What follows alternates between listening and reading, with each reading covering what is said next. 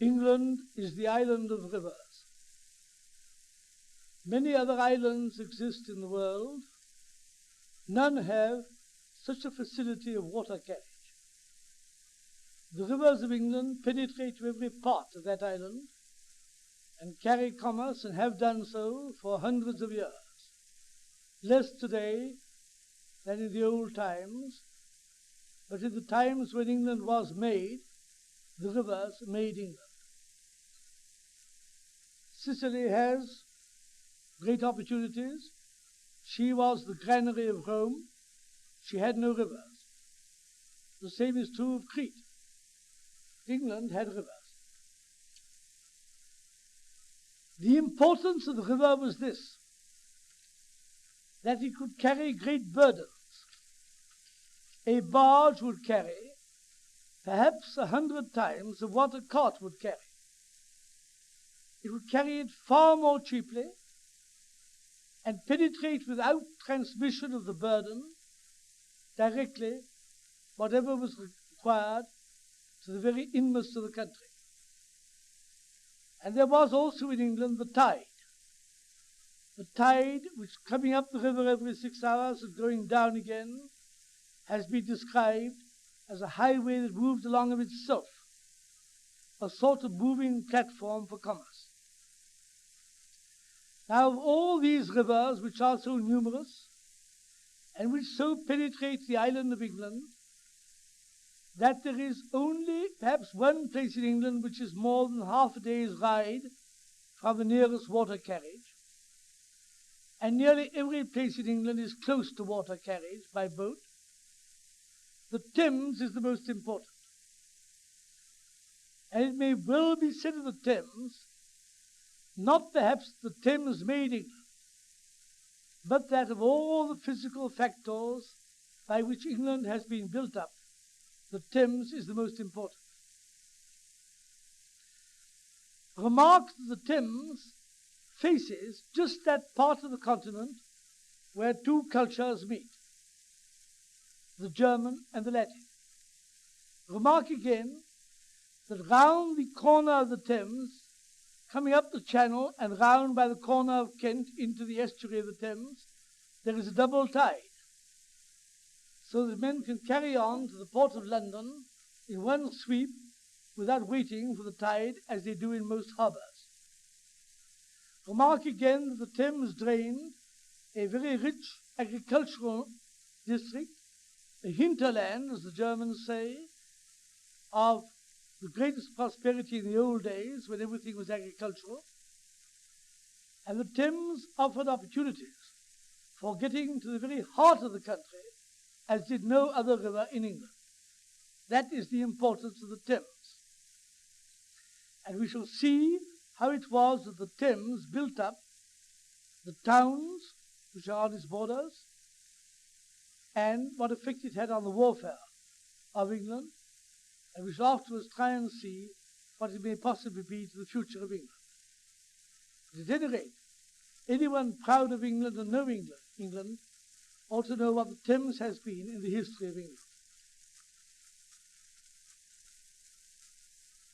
Rivers make towns, and the Thames, like any other great river, has made its towns. It made Dorchester, where the Roman road crosses, and where was baptized the first Christian king of South England, outside Kent, the King of Wessex. It made Oxford, the highest point where a crossing could be made to which the boats could go, carrying baggage up from the sea and from the lower reaches. It made the great monasteries, Abingdon, Reading, Westminster. It made the fortresses, the Tower, Windsor, Wallingford. It made Reading during the Danish invasions, but above all, it made London.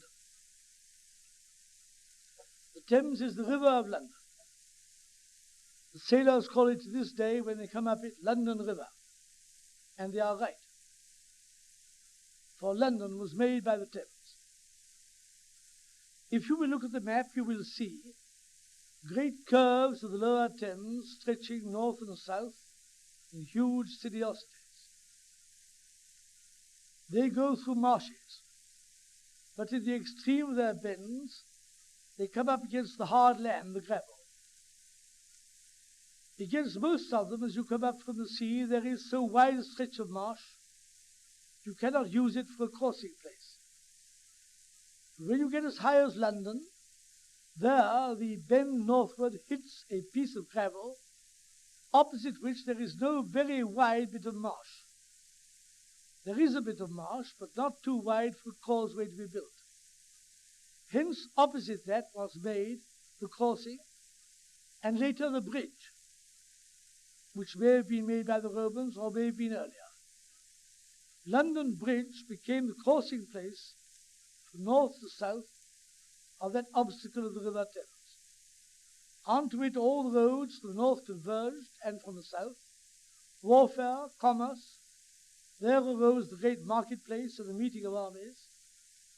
And as the Thames made London Bridge made London. And London Bridge and the Thames between them created the greatest city in the world. The Thames has also played its part in warfare. Now, warfare has been unknown in England, happily, for nearly 300 years. The civil wars were the last experience we had of warfare on any considerable scale, that is, excepting small local riots, which could hardly be called rebellions. But in the past, the Thames played a very great part in the warfare of England. It probably prevented an attack by Caesar, who had to go round to the upper Thames before he could cross after his first invasion. It certainly had the same effect, coupled with the size of the town of London, upon the invasion of William the Conqueror, who had to go up as far as Wallingford before he dared to cross. And the Thames, with its line of fortresses, the Tower, Windsor, Wallingford, Oxford, was held by John in the campaign of Magna Charta, and throughout all the Middle Ages plays its great part in the warfare of England. In the civil wars, the wars which ended by the dictatorship of Oliver Cromwell, the role of the Thames in warfare was less apparent, because those were not wars in which general strategy was used. That civil war was fought all over the place, so to speak. Individual castles, individual walled towns. There was no general movement. But even in the civil wars, you see its effect, because it was always impossible, on account of the Thames, for any great bodies of troops to move from the north to the south below London. And that gave a great advantage to the Parliament. It may be asked whether in the future the Thames will be of any effect in this regard of warfare. I should say that there was one point still to be watched: the great division it makes between Kent and Essex.